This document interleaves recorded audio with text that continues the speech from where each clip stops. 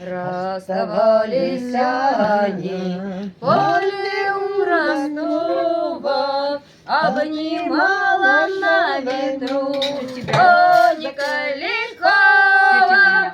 Ой да, ой да, ой да, ой да, ой да, ой да, обнимала на ветру конника лихого.